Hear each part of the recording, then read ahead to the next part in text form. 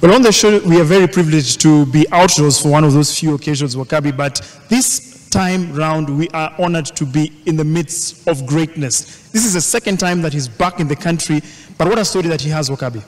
Yes, it's one of those times when you get to meet history. You know, normally we talk about legends, we talk about fantastic things that happened on the track, but it's also good to talk about someone who is such a big part of the history of mankind, someone who played such a big role in whatever it is that, as we know, history today is, someone whose picture is probably etched in the memory of every single person who knows sports. Absolutely. Mr. John Carlos, welcome to Kenya. This is the second time you're back in the country. I'm so honored to be back. I just miss all the beautiful smiles and the warm hearts of the people. It's just surprising to me that it's taken me this long to get back, but God is good because I'm here. Right. When was the last time you were here, the first time that you were in Kenya? 1977.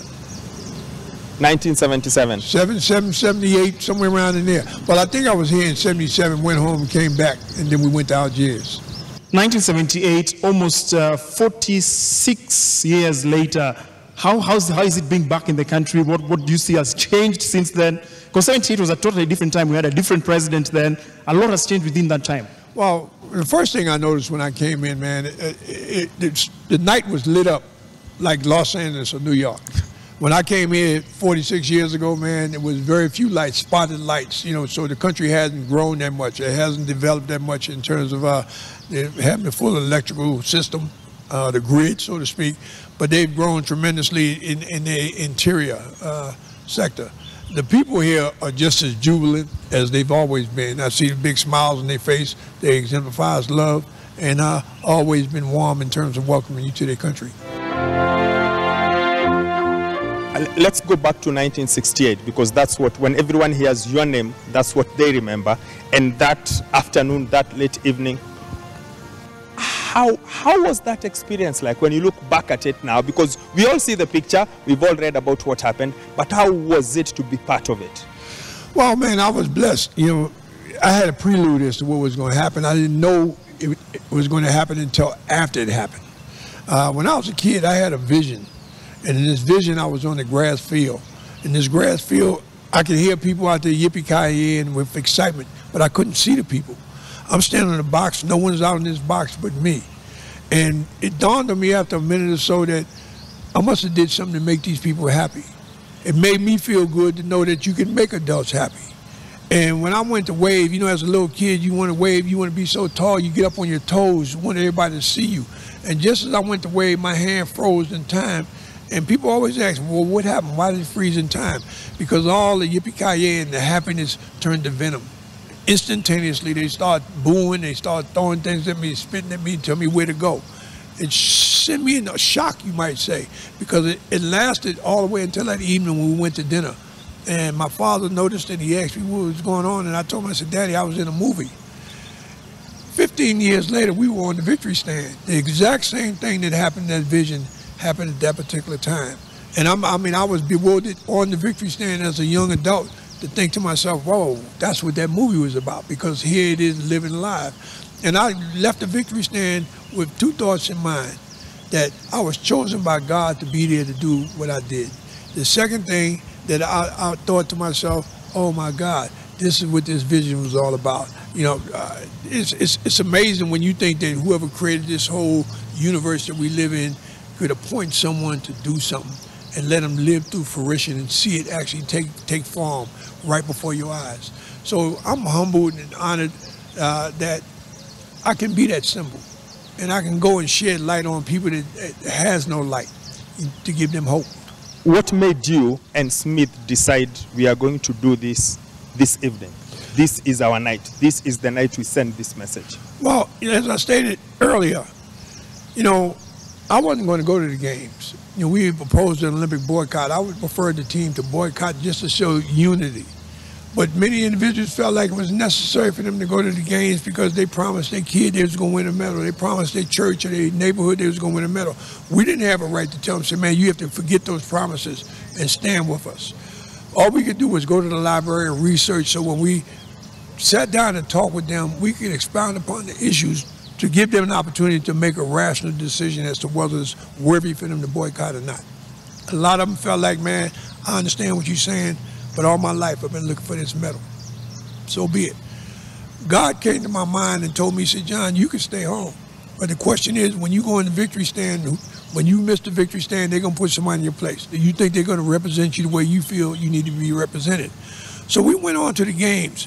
When I got to the games, I ran my rounds. I think we was running the quarter semi. That's the race before the final.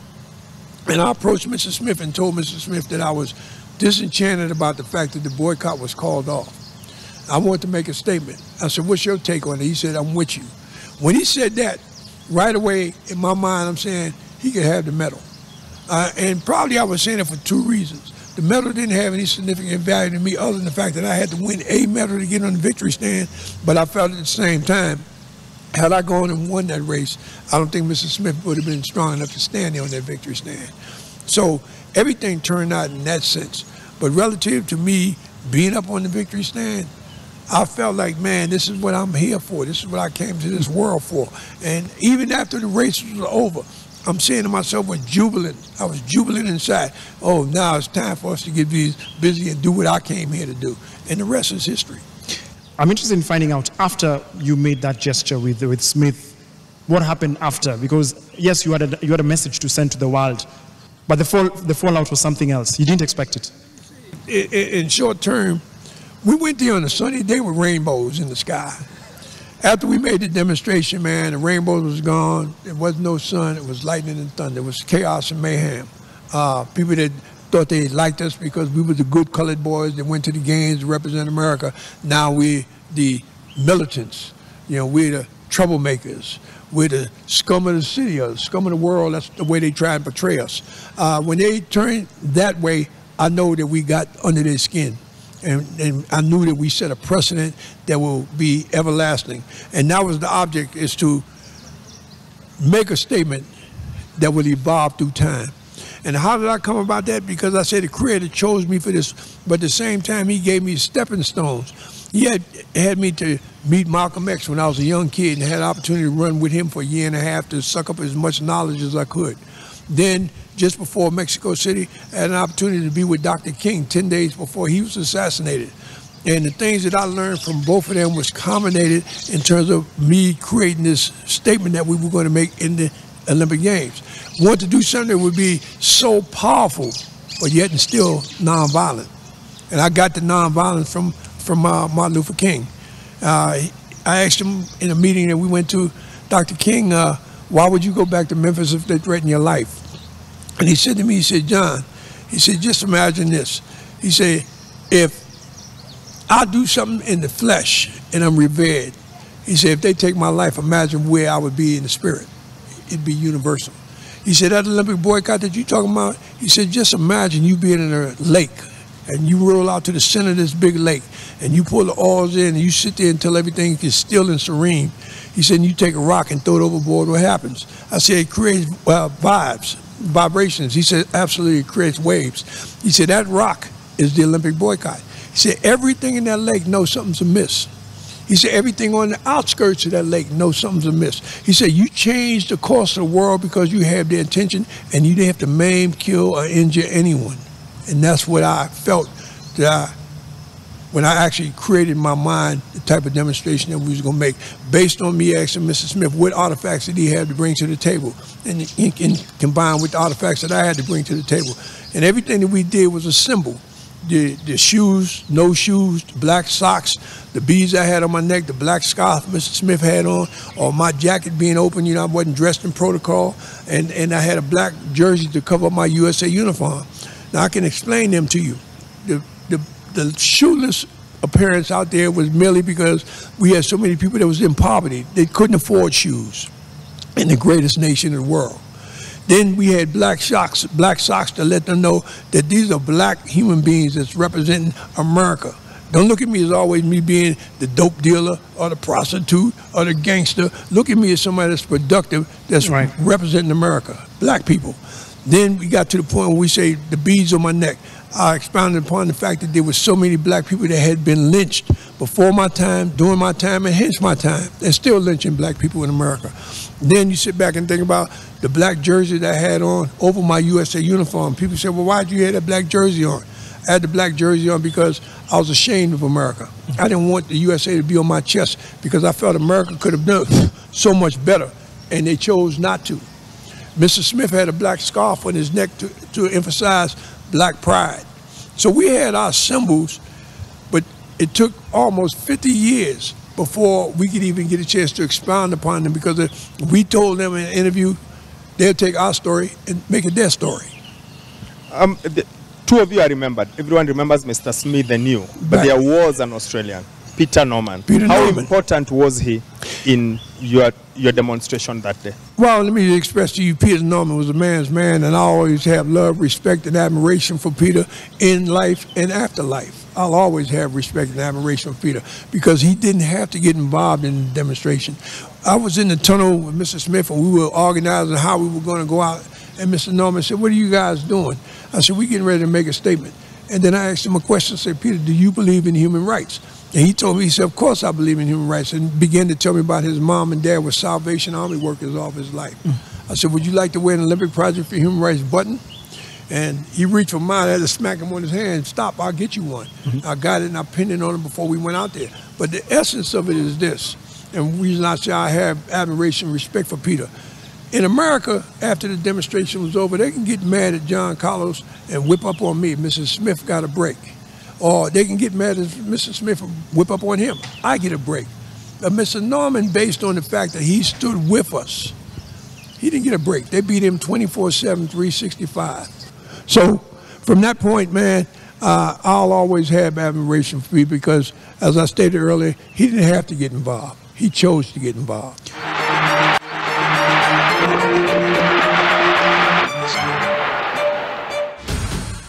Let's shift gears and look at something different. The evolution of sprints, because you were competing in the sprints since then and now. What have you been able to appreciate, and what do you think the evolution of sprint has been able to achieve in all those years? You know, I'm going to brag about the 68 Olympics and say, no doubt, we were the greatest Olympics in the history of the game. But I think for a certain period after that, I think that they wanted to erase all the records that we set in the games. They couldn't do it physically, so I think they turned their heads and let people go to the drugs to break and abolish all the records that we set in '68. I think they're starting to come back now to somewhat of purity in running the sport. I think that the competition is a lot more equal now than it has been in the past. You know, back in our time, Mr. Smith was a flash, I was a flash, Jimmy Hines was a flash, but it was so far distance away from us. Today, a lot of athletes are running pretty much the same times, which makes the competition that much better. With me, back at the time when I was running, I didn't go out and train every day. Once I got in shape, I used my track meets because we used to have meets where we run a heat, semi, and final in every race. Right. So like if I ran in California, I run the 100, that's 3 races. I run the 200, that's 6 races. I run the relay, that's another 2 races.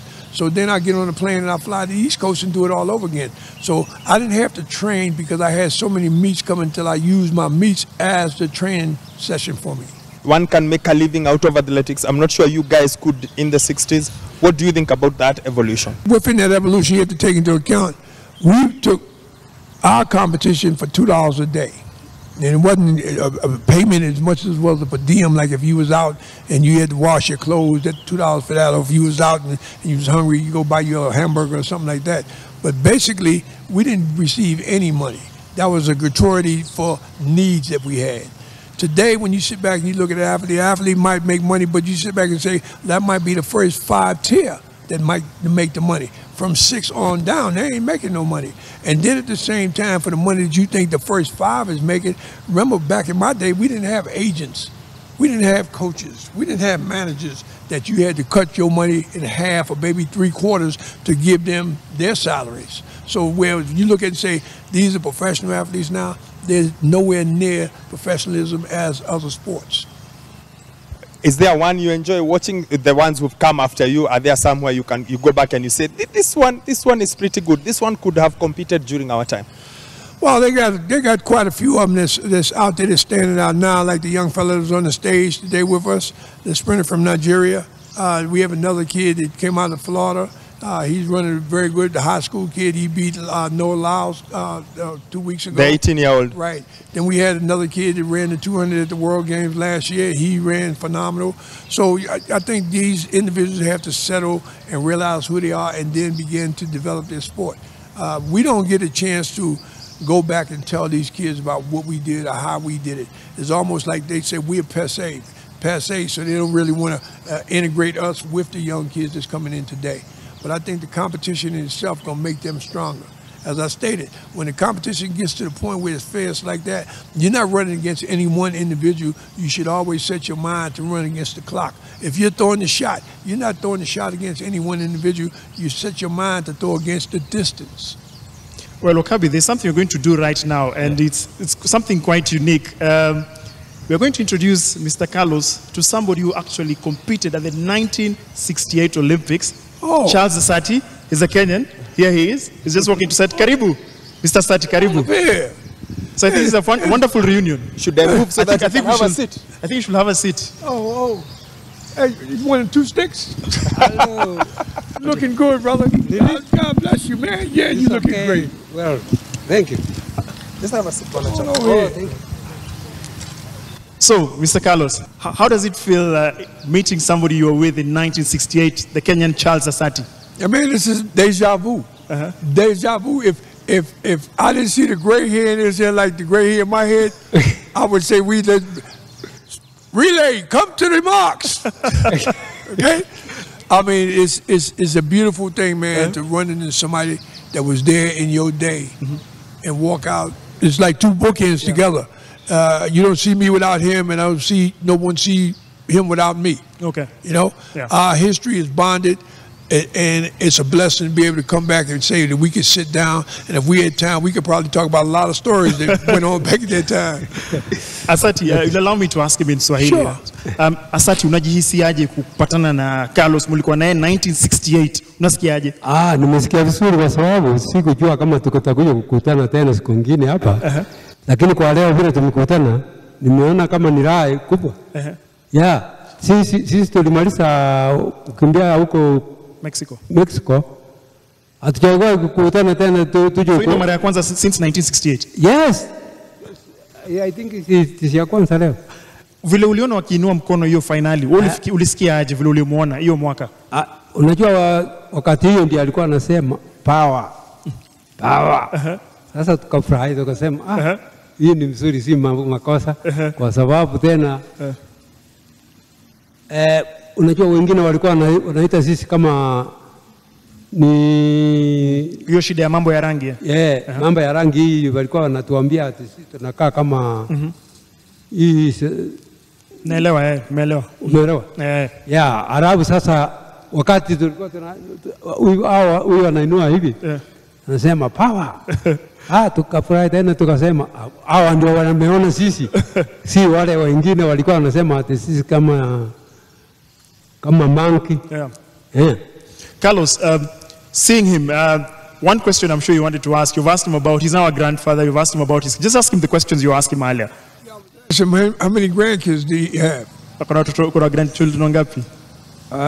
Niko na watoto 11.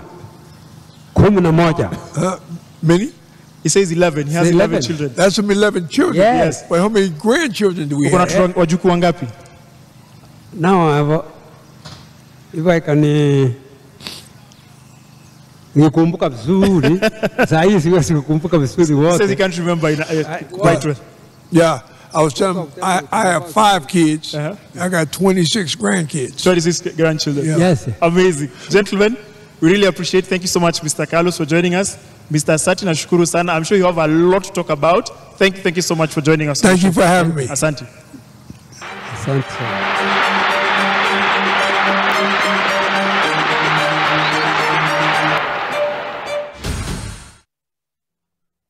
No, Kabi. Yes. You've also